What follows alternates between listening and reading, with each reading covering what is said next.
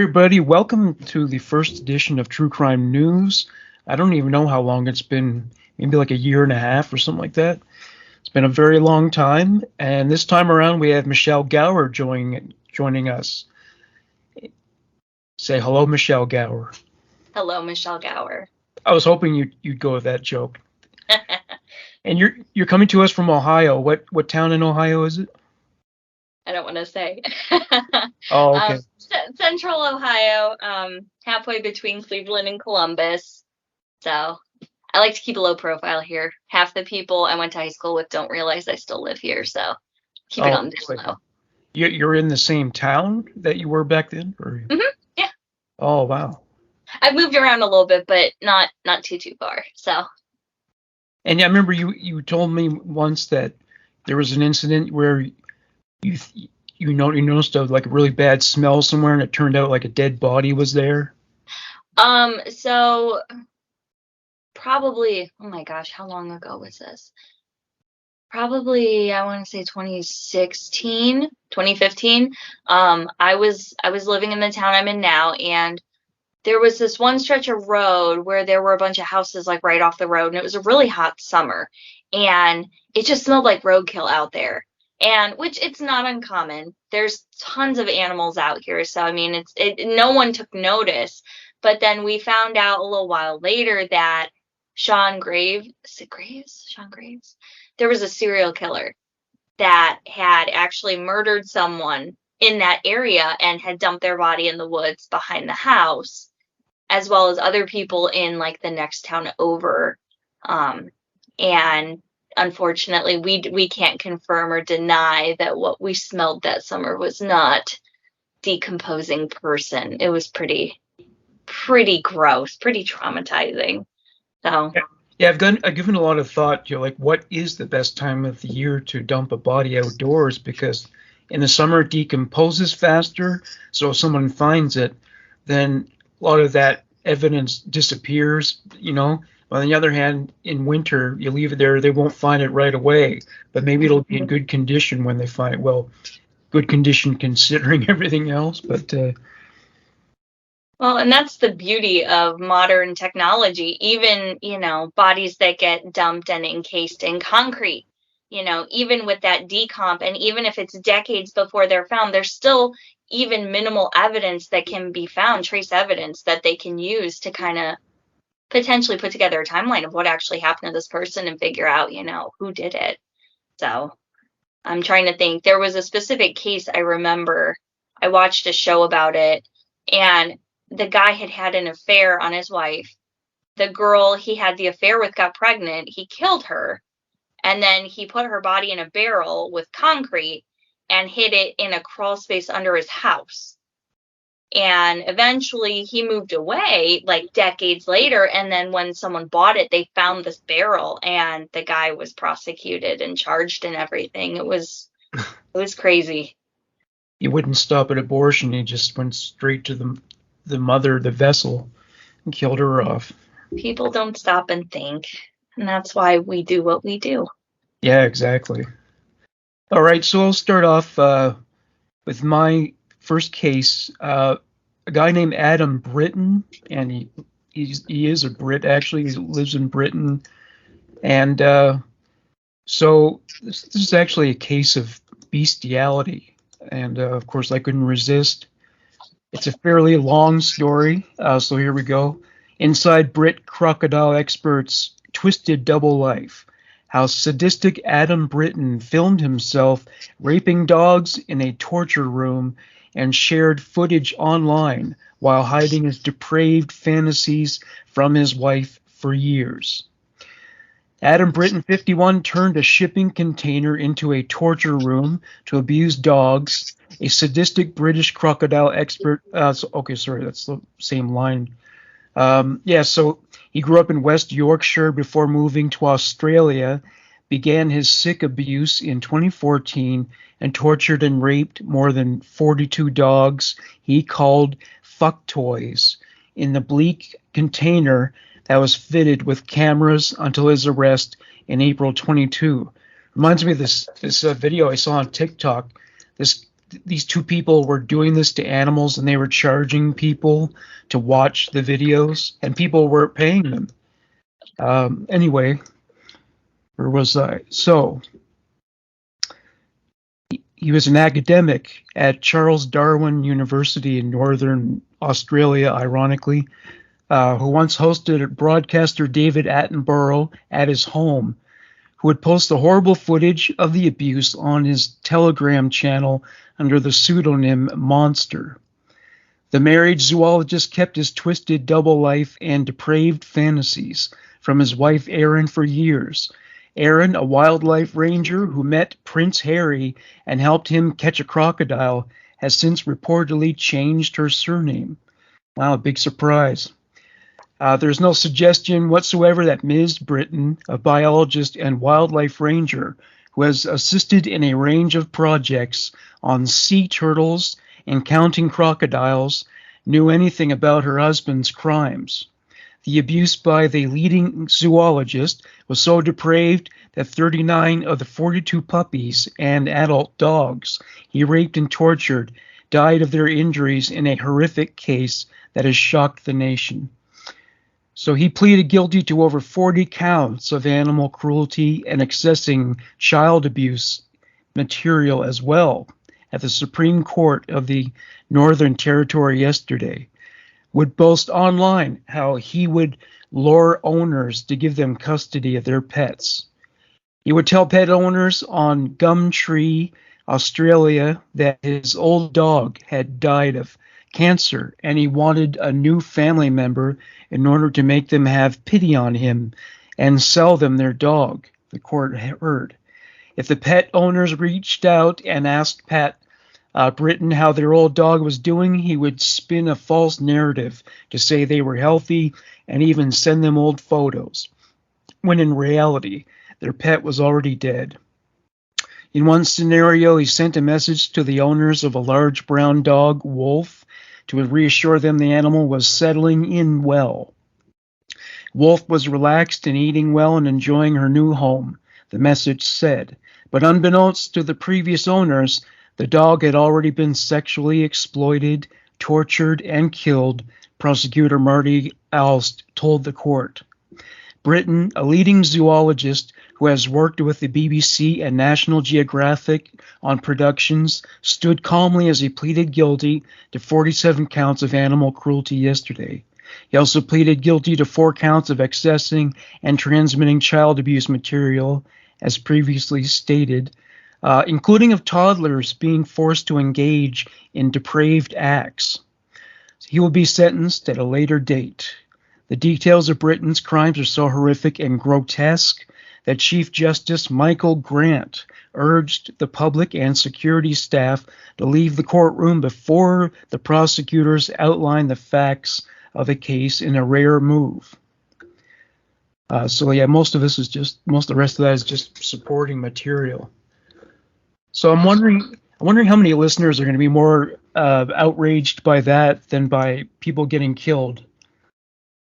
Well, do you blame them? Oh, no, I don't. Yeah, it's just, the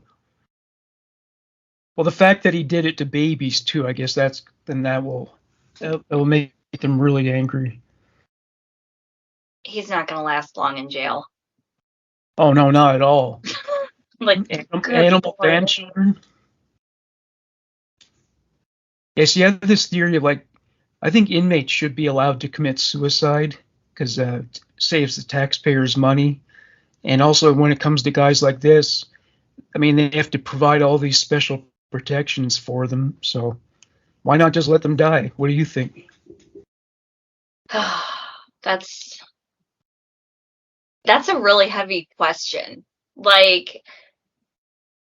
As a parent, it's almost like there's a duality to it. As a parent, if someone were to have done something to my child or gotten them to participate in those kinds of heinous acts because of their, they don't know any better, I would be, I don't know, Well, that would be optional. This is just they could commit suicide or receive, a life sentence or whatever the appropriate punishment is. But yeah, that's their choice, and they would have to sign documents like a waiver saying the prison is not accountable for it. The system is not has no say in it. It's completely his decision, and that. I mean, how many inmates already die by suicide every day in the prison system? Oh, quite a lot, yeah. And then there are the ones who are murdered in prison. Right. Yeah, and the pedophiles especially are really Yes. brutally killed in prison. I saw a picture of one guy. So he was a convicted pedophile, and not only did they beat him up, but they raped him until he was like bleeding from the wreck. Mhm. And you could see it in his pants too. Oh, jeez. Yeah, and that's just one attack. They're Right. not going to leave it at there either. So whenever you're a new inmate, a bunch of guys will crowd around you, or in your case, a bunch of women, and ask you if you're a chomo, as they called them, child molester. And naturally, you say no, but if you are, they'll find out anyway. Right. Yeah. I Yeah. forgot you always start with really brutal stories. You always start on a very high note, Morgan. Yeah, I know. I do take it pretty far up there. Okay, well, what's your first story then? Bring us down to earth a little bit. Okay, so everyone in the States probably is aware of this by now. I think I was the last to know, to be honest, because I haven't been paying attention to the news. So after 27 years, there was finally an arrest in the murder of Tupac Shakur. So authorities in Nevada announced that they had finally made an arrest in the case for Duane Davis, who was a former gang leader and one of the last surviving witnesses to the crime. And he was indicted for murder for allegedly orchestrating the drive-by shooting all those years ago. So, according to the reports, the officials said that the development was actually made possible because of Davis himself, because he had gone on record several times over the years, as well as in a memoir and on TV, explaining his involvement in the drive-by shooting. So, according to him, there was an incident where Tupac Shakur, back on September 7th of 1996, had gotten into an argument with Duane Davis's nephew, who went by, let me see where it was. What was his name? Orlando Baby Lane Anderson. Right. And he also was a longtime suspect because of everything going on with Tupac. So there had been previous conflicts between Tupac and Orlando Anderson. It kind of came to a head when Tupac and Suge Knight were on their way to the after party after, being out and about on the town. They had gone to a Mike Tyson fight actually at the MGM Grand Hotel earlier that evening. And that was when there was a physical confrontation with Anderson as well as others. And then when they were at the red light, as everyone knows, or most people know, a white Cadillac pulled up alongside them and it was firing shots. And Shakur had been leaning out of the window at the time that he was struck several times by bullets because he was flirting with women in nearby vehicles. But Davis had spoken publicly several times about his involvement with the shooting and basically explained that he was an on-site commander who basically orchestrated to kill Shakur and Suge Knight and even provided them with the firearm that did it. Earlier in July, Las Vegas police raided the home of Davis's wife, Paula Clemens, looking for items concerning the murder of Tupac. They reportedly collected computers, a cell phone, hard drive, a Vibe magazine that actually features Shakur, several .40 caliber bullets, 2 quote-unquote tubs containing photographs, as well as a copy of Compton Street Legend. On Friday morning, police finally arrested Davis while he was on a walk near his home in Henderson, which is a Las Vegas suburb. So yeah, 27 years. Yeah, because the status that they would get from shooting someone as high profile as Tupac Shakur, that gives you a lot of bragging rights. So I'm not surprised that he would talk about it so often. But I am surprised that that he was able to do that for so long without getting arrested. I don't know, maybe the conspiracy theory that the police never looked for his killer has some truth to it, you know? Well, and there was a lot of speculation that initial efforts by the police kind of were messed up. Um, and, there's been a lot of conspiracy theories around the Las Vegas police messing up the investigation and extreme criticism on their part based on their initial efforts. But I wonder, too, if maybe, because bragging rights is one thing, but maybe he forgot about the statute of limitations with certain types of cases, especially high profile, and that's why he felt comfortable Oh, speaking publicly after so long. It just makes you wonder why stay quiet when he did, and then just decide to kind of flip a switch and be like, oh yeah, no, I did this. yeah, I mean, in legal history, there are quite a few instances where bad police work led to an investigation getting muddled like that. I'm not suggesting their job is easy, not by a long shot, but it's kind of, I mean, they call it police sciences for a reason. It's science. It has to be evidence based, and also it's every investigation is like writing a story backwards, except you only know what's on the last page. Right. And so they are shooting in the dark at the time. They're going with theories, and a lot of people come forward with tips that don't really lead to anything. So, I guess you got to give them the benefit of the doubt as well. Well, and with a high profile case like Tupac's death and everything, and him being, I mean, he was at the top of his career when all this happened. Oh, yeah. You got to wonder how contaminated was the crime scene with just people around him when they realized that he was in that car.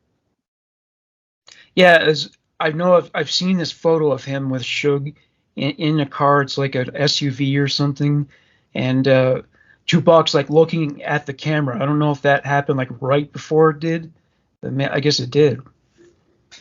Yeah, I'm not entirely sure. That'll be something else to look into. Okay, all right. I was going to ask you if you listened to Tupac. I guess you were like what, 8 years old or something at the time. I was young. I was in elementary school when that happened. I was not listening to Tupac at that time that I was aware of. Yeah. Yeah, a social worker might have showed up eventually if that had been going on, I guess. Honestly, I don't know. The 90s were different. Oh, it's yeah. not like it is now. Well, you had an older sister, right? Did she listen to that kind of stuff, or was she that much older? No, she's 6 years older than me. She was more into.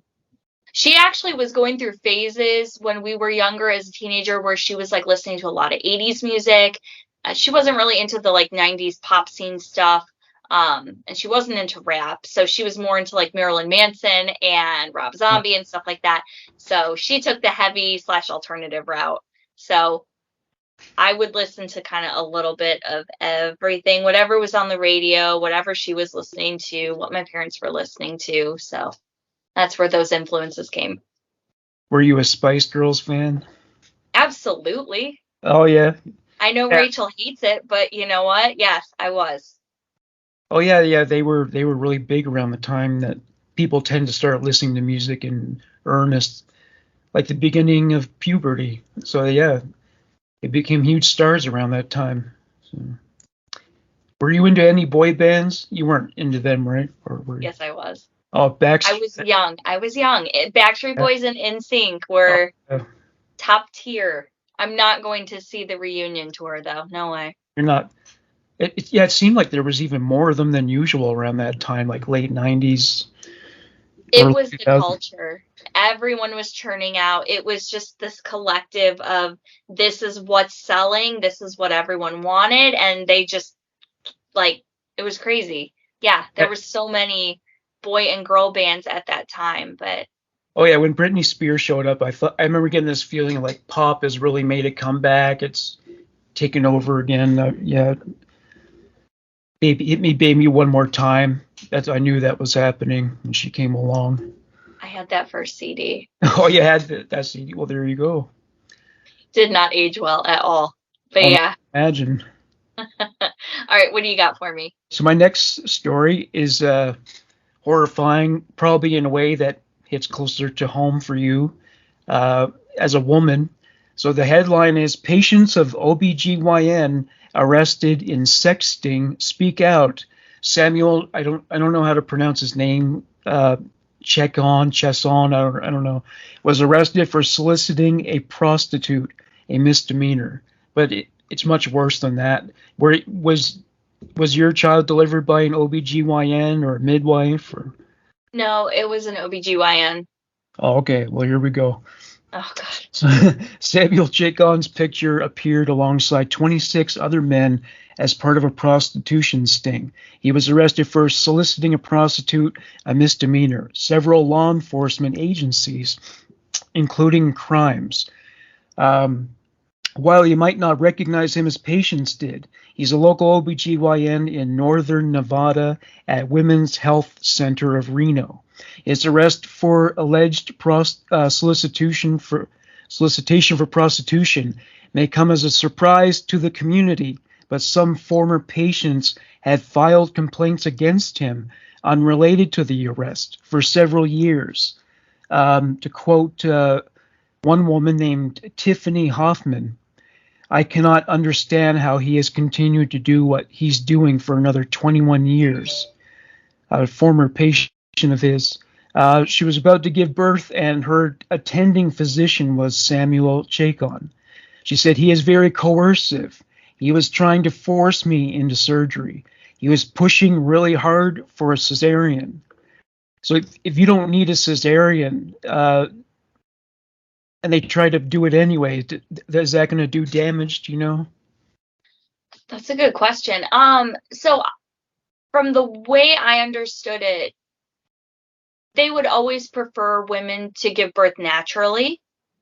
Yeah. Just because, cesarean section is a major surgery and it's not fun to recover from it. I had a C-section, but mine was for medical reasons. So I've never heard of a doctor who's like, oh yeah, just get a C-section. That's not the easy alternative. Not at all. Especially when your body's predispositioned to do what it needs to do to give birth.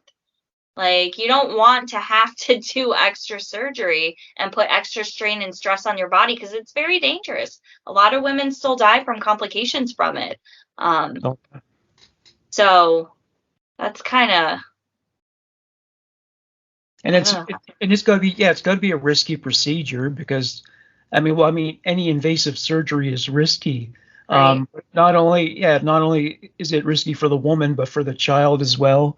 The babies are incredibly fragile, so anything could go wrong in there. So where did I leave off? Okay. Yes, he was very coercive. He was trying to force me into surgery. He was pushing really hard for a cesarean. She refused the C-section and had her baby by natural means. Only, she says, to find out weeks later, after visiting a different OBGYN, that gauze was left inside her during birth.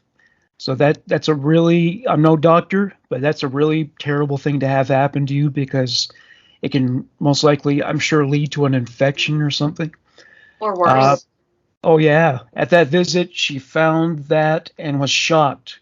But Hoffman says it was Chacon's suturing of a tear after birth that caused more long-term effects, not knowing until years later then that suturing that he had been done was really subpar. I still have issues to this day. I feel like he butchered me.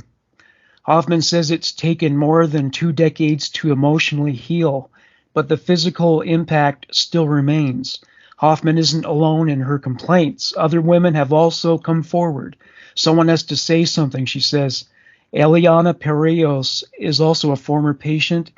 She said, I went to Dr. Chacon for an annual and pap smear and a little bladder leakage I was having, jumping up and down at my son's football games.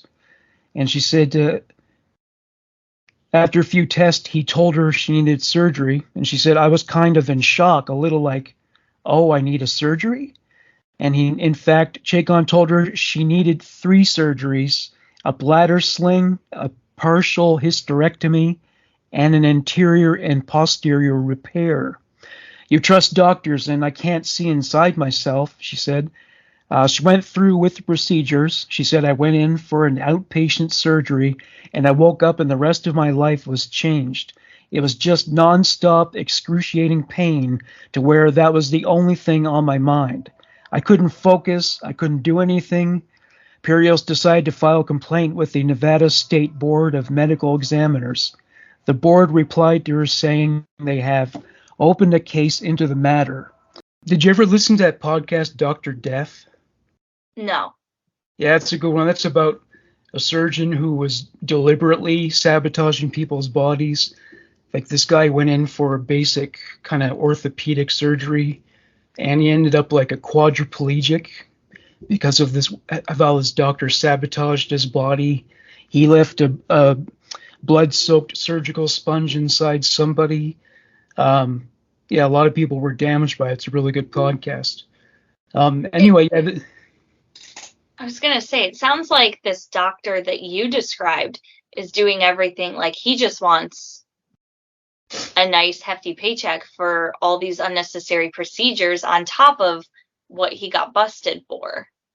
yeah. Well, I mean, every hospital tries to arrange as many surgeries as possible because they do cost a fuck of a lot of money. How much was your cesarean section?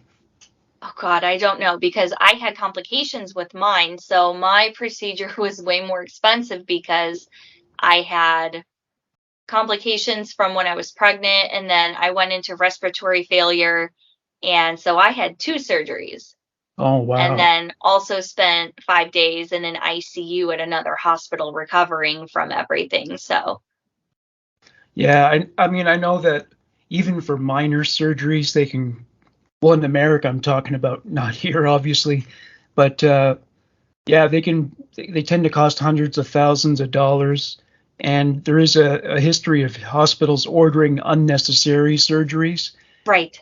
And the problem with doing that is that you end up damaging the patient, so they need corrective surgeries, Hmm. and then they bill them like millions of dollars for all these surgeries. They're just butchering people on demand.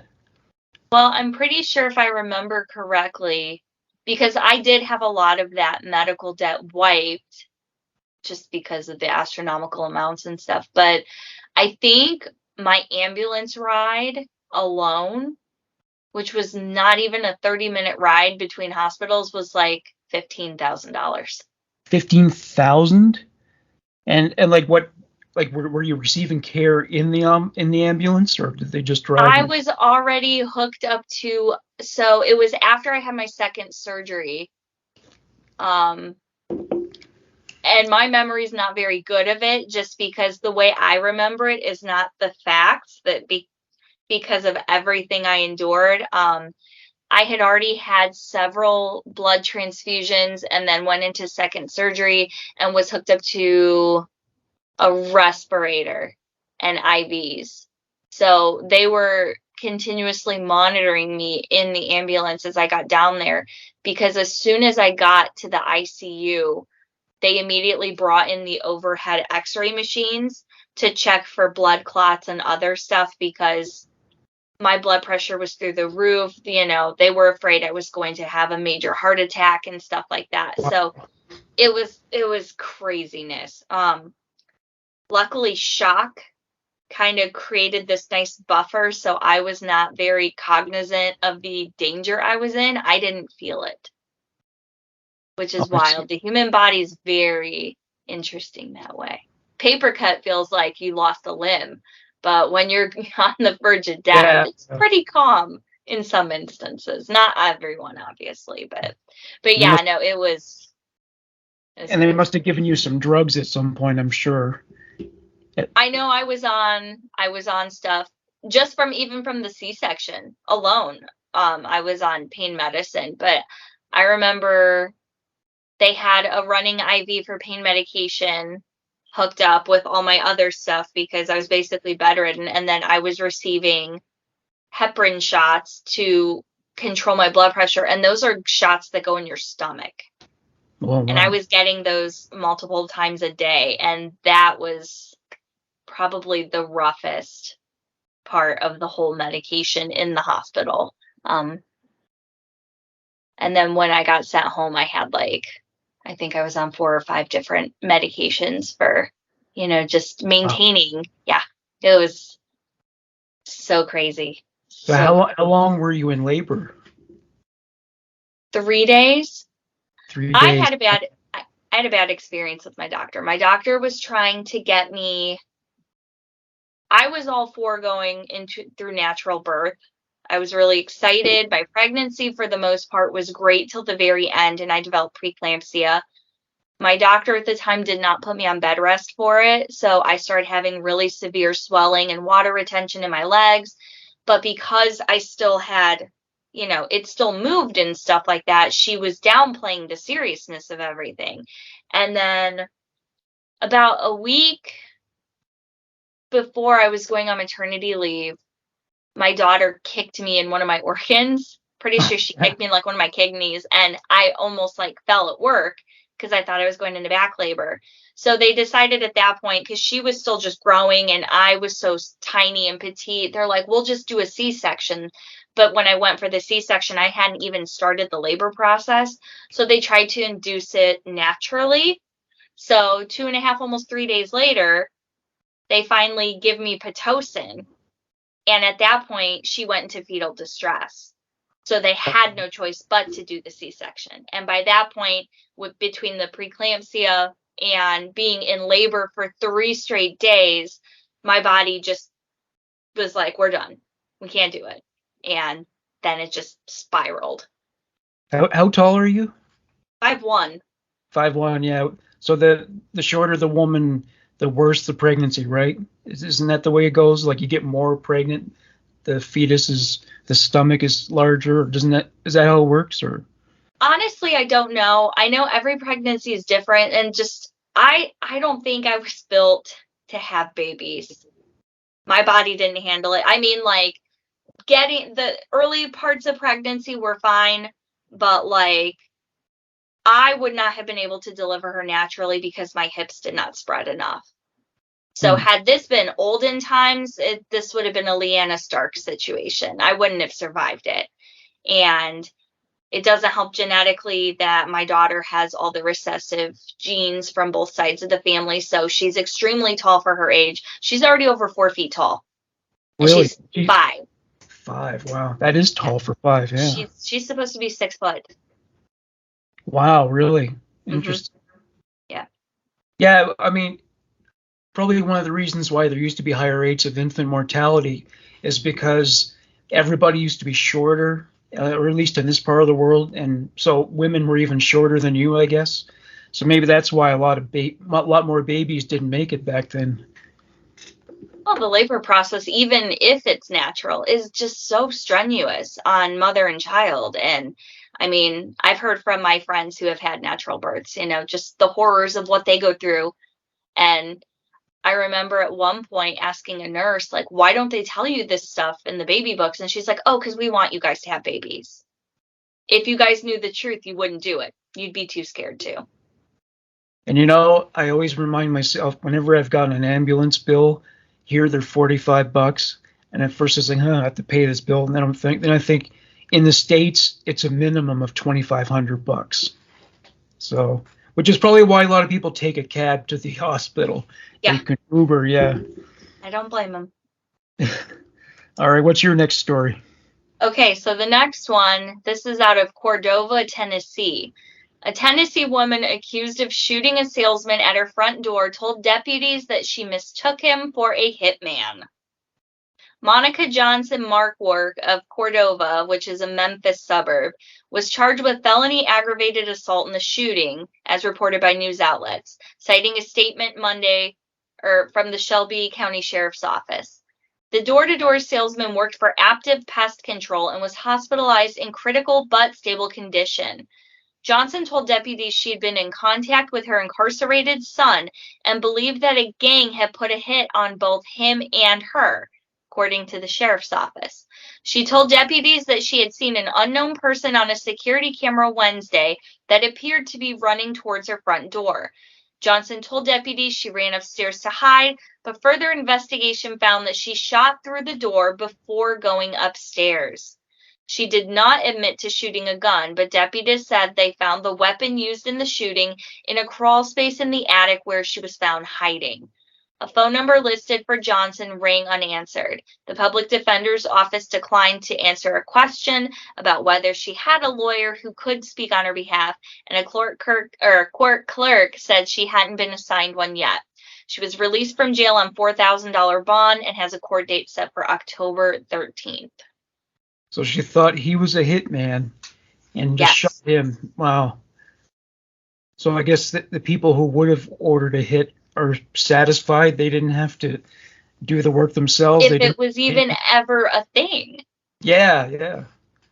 And you know do you guys have a ring camera system at your place to where you can watch like outside your house, like what's going on and stuff like that? Oh yeah, there are cameras. Yeah. What's like the weirdest thing you've ever seen?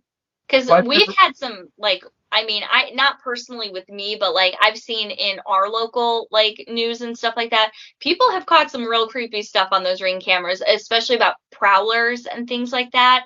So I didn't know if you had an experience like that where you would have actually been paranoid to the point like this lady where it's like the minute you see someone, it's like, oh no, you immediately jump to worst case scenario. Well, I once lived in kind of the ghetto building, and they had a channel on the TV and you could watch it 24/7. There were certainly some insane people in the building. There should have been more of those cameras.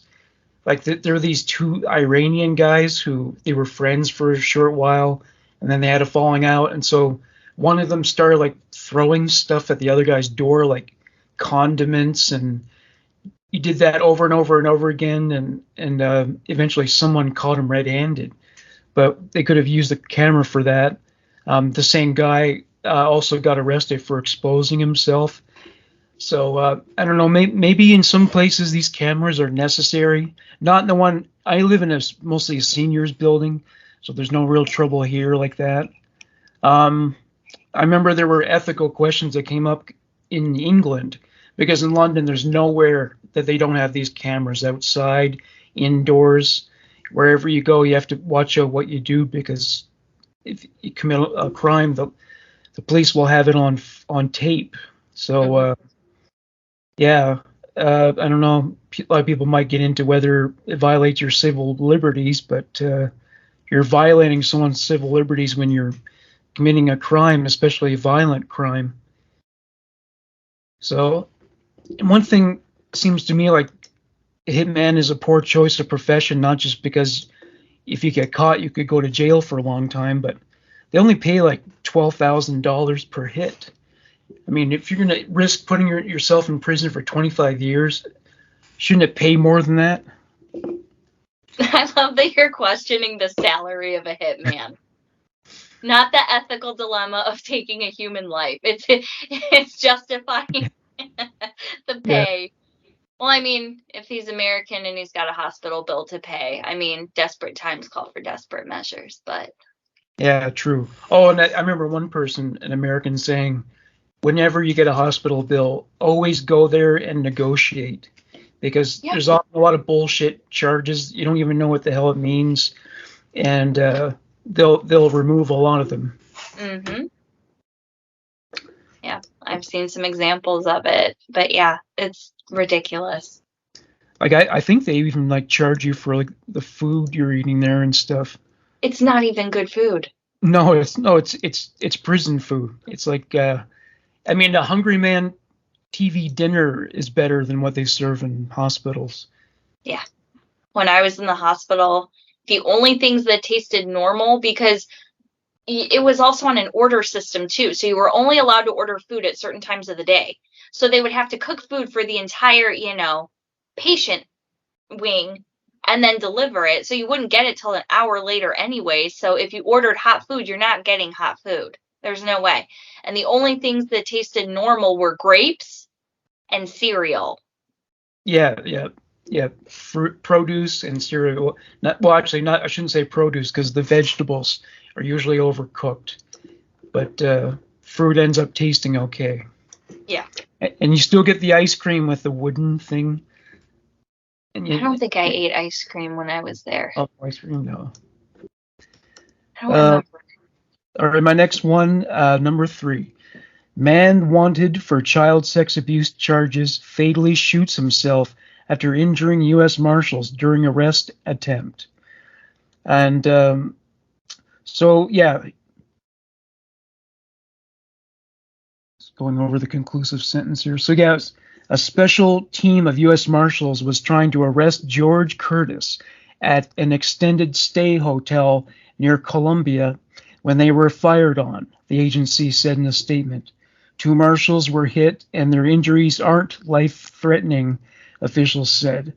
After the shooting, Curtis turned the gun on himself, authorities said. Curtis was wanted by the Richmond County Sheriff's Office in Georgia on charges of child rape, aggravated child molestation, aggravated sexual battery, and 2 counts of child molestation.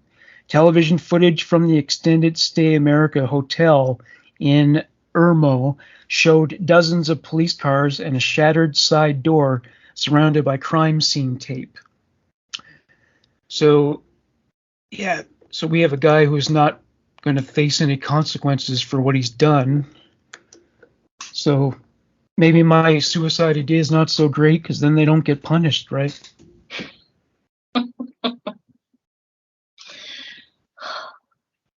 I don't even have words. And this guy, he's a pedo, he's a murderer. Now he gets off scot-free by killing himself. Maybe that's why suicide's against the law.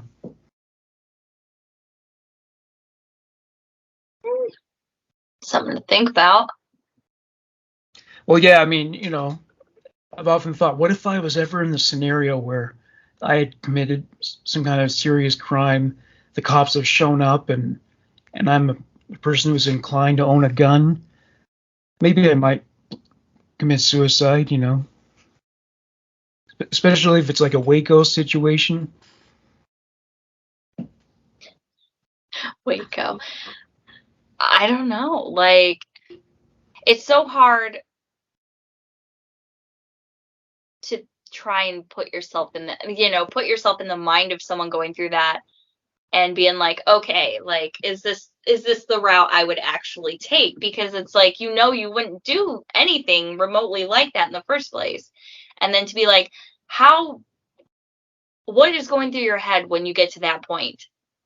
And then it's like, just the repercussions of actually following through with it. And then no one gets closure.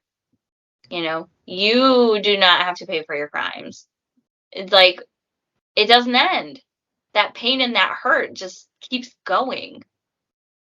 Yeah, it makes me wonder how the family members of the victims would feel about it, I would imagine they'd be extremely angry. I mean, just watching true crime shows on TV, when they hear that people die in police custody before they even were charged, they're like, no, that's not fair. He shouldn't have, even though it's against human nature, he shouldn't have been allowed to die.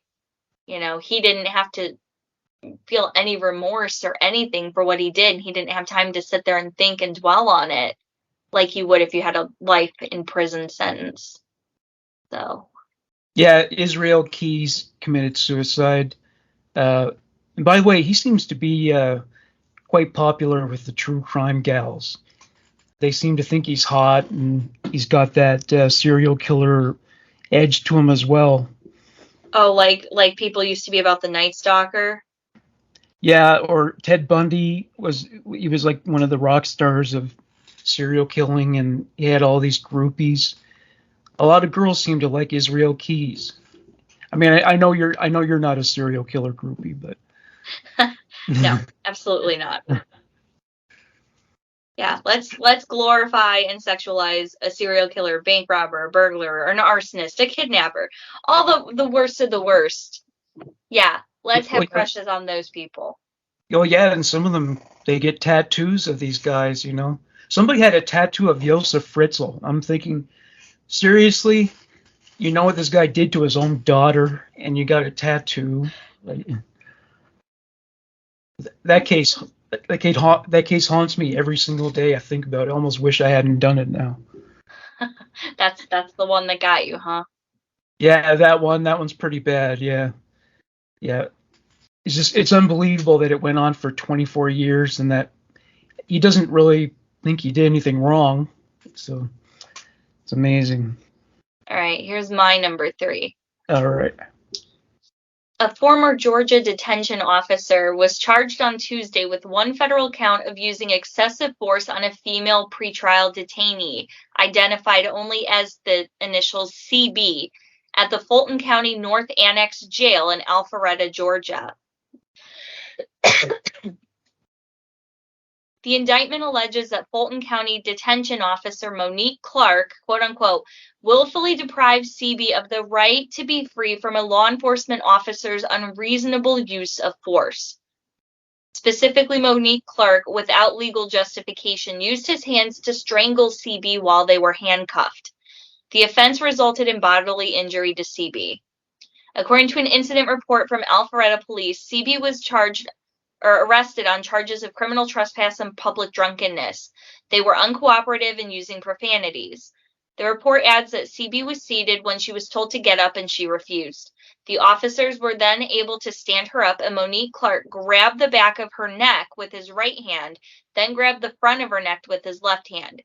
Clark apparently applied pressure and said, "I chokehold, hold your face or lose your breath." After several seconds of this, he released his grip and CB fell to the floor with apparent semi-consciousness. They were transported to North Fulton Hospital for treatment due to apparent strangulation she received from the deputy.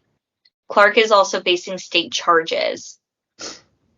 The Fulton County Sheriff's Department says Clark has been charged with 1 count aggravated assault and 1 count of violation of oath by a public officer and 1 misdemeanor count of reckless conduct, according to the department news release. Okay. Their Sheriff Patrick Labatt called Clark's actions indefensible. Being a detention officer is a difficult job, but even under challenging circumstances, there's absolutely no excuse for the behavior that led to the arrest. Clark, who's been with the department since 2016, was terminated. Okay. So. Well, it seems to me like when you put someone in the position where they have the privilege to be aggressive, to be violent towards other people, you can't put that toothpaste back in the tube. It seems like once it's out there, once they tap into those ancient instincts, that they can't stop. Like it's just like how like a lot of boxers end up beating their girlfriends and wives. We let you be violent, and now you can't stop. Well, and did you ever hear about the Stanford prison experiment? Yeah. That's like a perfect example of people harnessing that primal authoritarian, that cruel nature that normally would lay dormant in people who are sound of mind and aren't opportunistic and taking, Oh yeah, or even like in the middle of a war, a lot of soldiers, and it's been documented over the years. Sometimes they do things that are out of line, where it's not just about trying to disarm someone or winning a firefight, but where they're like really torturing the enemy, in ways that are inhumane, that are against the law, considered war crimes. Right. Like Arthur Shawcross, the things he did to those Vietnamese girls, Mm-hmm. So yeah, there's this concept I read in a sociology textbook where it said unequal status breeds prejudice. And so these soldiers were taught to believe that, in the Vietnam War, the North Vietnamese were beneath them and they were evil, which wasn't true. But so, if they beat them in a battle, they step on their heads and stuff. And so a lot of cops, it's once they start being violent and they do have the legal right to use force, they just don't always use it when it's appropriate. Mm-hmm. And it's funny, I was reading about psychopaths who are misunderstood by most people. So basically, if you're a psychopath, it's like, if they could measure emotions with a ruler, then your emotions are like very small. So you don't feel fear as much as most people. You don't fear a lot of emotions as much as most people. But that makes them good for professions like the police, the military, who encounter danger, and they can't be someone who's going to be overwhelmed by it and go into a panic. If we were in a food court and some guy went on a mass shooting, you and I have the luxury of running and hiding, and we should be able to run and hide.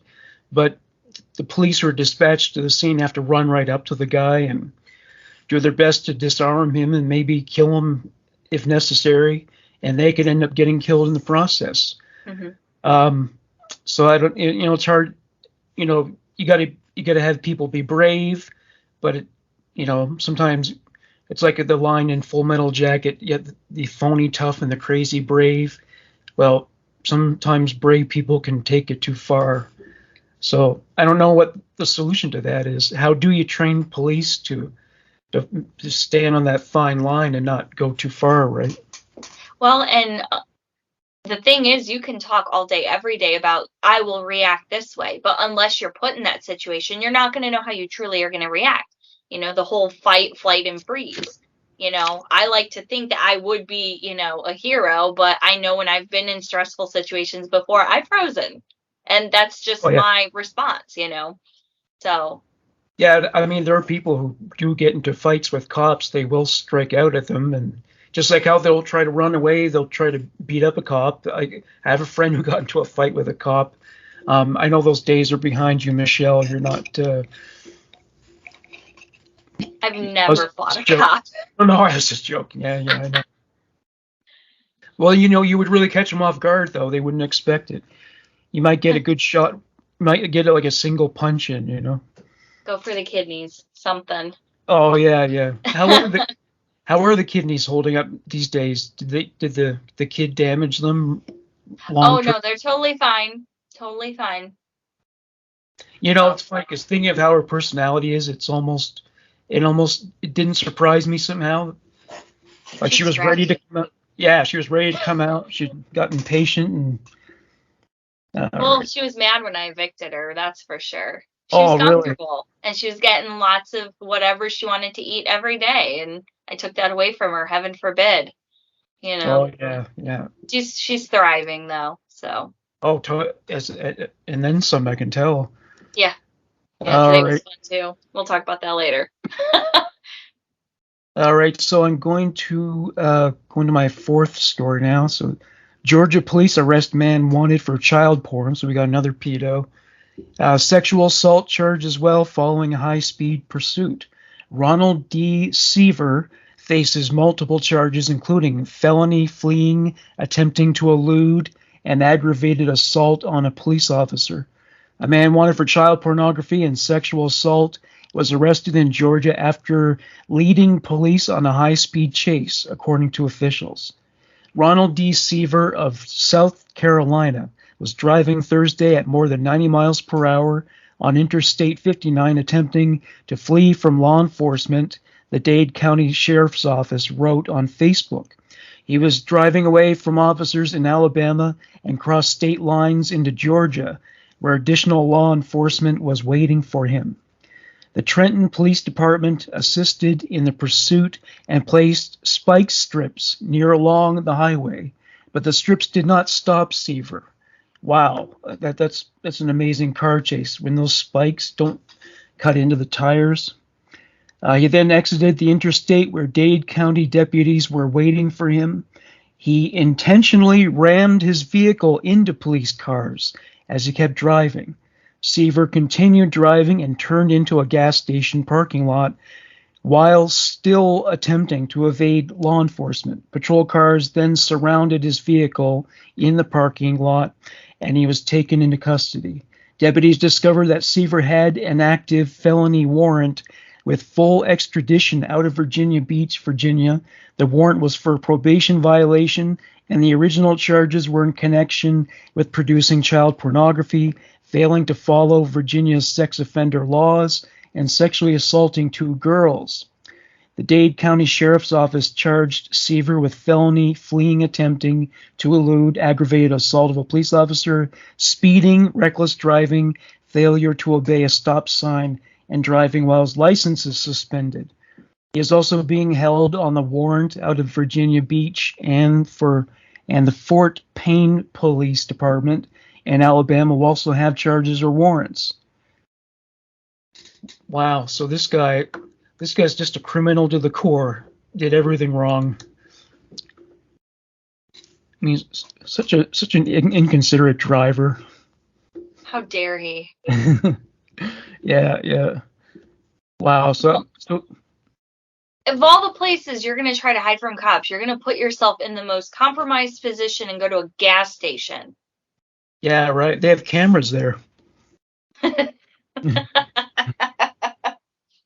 of the few places, right? Yeah. It just makes me wonder, like,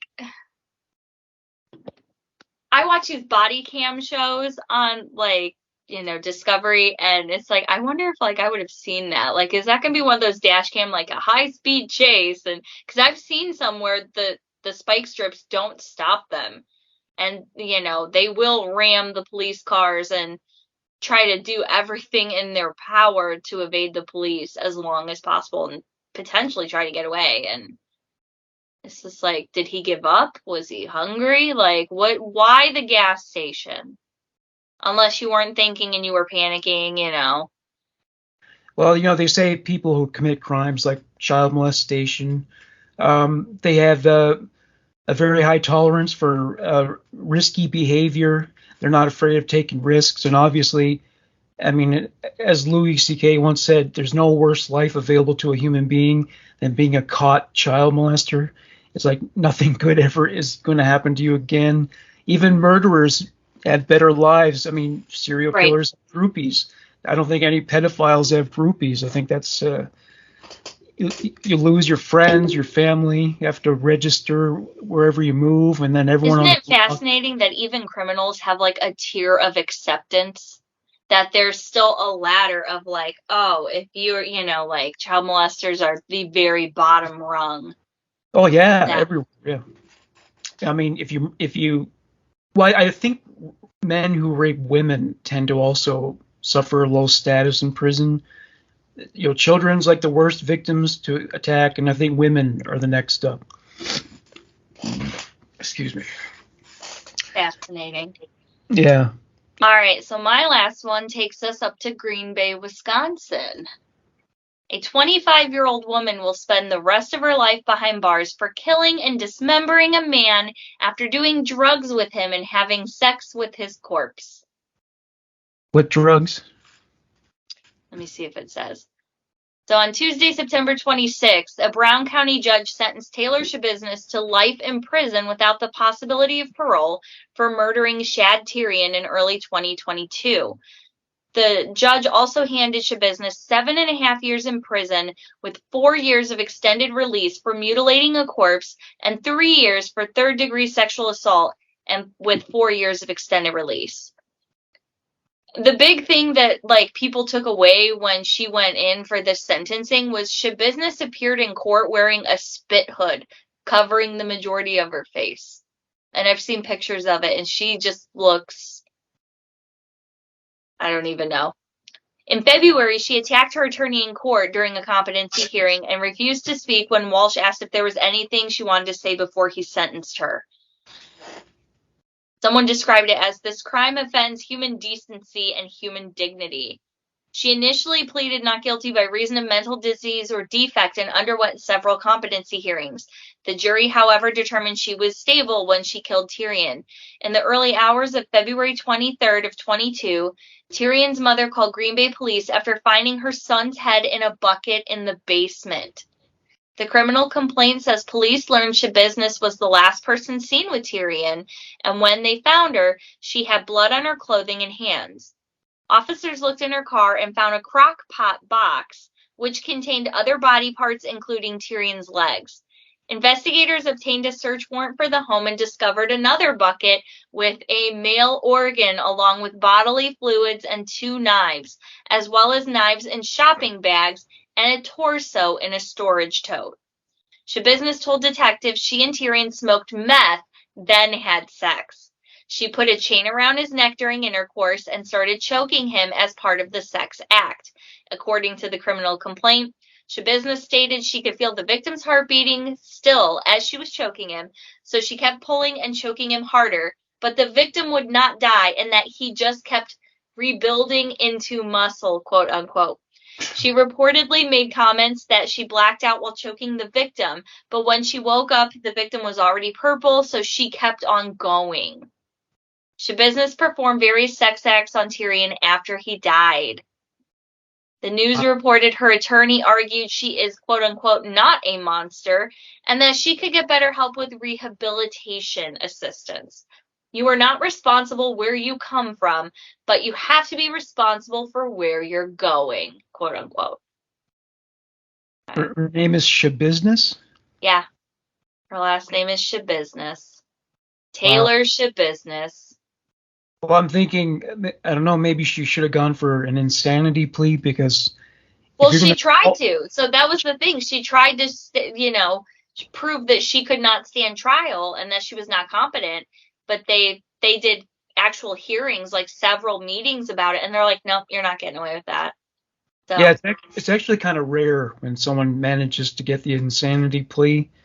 I mean, assaulting her lawyer in court notwithstanding... I don't know what. I guess maybe the drugs made her crazy. I don't know. I guess she never did anything like that sober.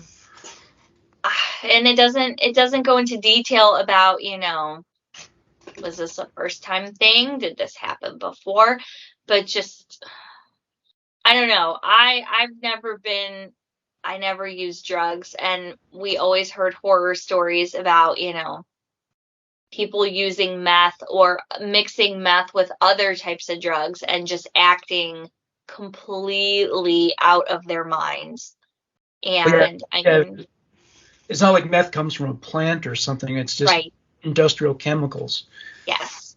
And I can only imagine the holes it pokes in the person's brain, and just kills those cells in the different areas. But I mean, putting a chain around someone's neck during intercourse, like, and then just I'm gonna store the parts everywhere. Yeah, really. Like. Yeah, what's an interesting thing about the insanity plea, though, is that I've known people who worked in psychiatric hospitals. And there were people there who had managed to get insanity pleas for like murder or something. And they said they weren't insane. They were just totally sane. They were just evil or cold-blooded or whatever. But very few of the people who actually managed to get that plea are really certifiably insane. Right. And I mean, I think it's good that it's so hard for people to get that plea because you don't want it to become, a catch-all, a fail-safe. Yeah. But that said, there do tend to be murders in psychiatric hospitals. Because while psychotic illness is not a guarantee that the person will be violent, many people who do have it can become violent. So for those murderers who end up getting away with like an insanity plea, if they're spending the rest of their life in a mental facility like that, are they receiving any type of medication assistance, or what do we know about that? Once they're in that system, are they set up with mental health services to actually help them, or are they, where does it go? What's the next steps? There's this great documentary called Out of Sight, Out of Mind, 18 Months in the Brockville Psych. It's about a psychiatric hospital here in Canada. And there's one guy in the film who is schizophrenic, and at a time when he wasn't taking his medication and wasn't receiving treatment, he murdered his mother. And so in the hospital, he started taking the medication. And eventually he was released, but they were always concerned, and his father said this too, they're concerned because a lot of these patients, they'll think, oh, well, I'm normal now, and if I stop taking medication, I'll know it's the illness. And I'll just ignore the hallucinations and intrusive thoughts. But the thing is, they get to a point where they lose touch with reality. Right. And when they experience a return of those symptoms, they can also damage their brain even more every time. It takes a toll on their neurological health as well. Absolutely. Yeah. But yeah, I mean, psychiatrists usually know who the mentally ill person is and and who's just an evil, cold-blooded murderer. It makes you wonder how they handle that. I would not want a psychiatrist job, especially like knowing that there's people cheating the system, and I feel like it would make it so hard to actually help them or be supportive, Yeah, you'd probably lose compassion for them after a while. if not immediately. Yeah, So, yeah, yeah. But you can't. You have to approach them like from a clinical standpoint. You can't just sit there and shame them. You right. can't. You gotta just listen to them and take it seriously as a doctor. So. Yeah, All right. Well, thank you so much for joining us tonight, Michelle, and we shall talk again. absolutely. Thank you so much for having me. All right. Enjoy your Saturday. You too.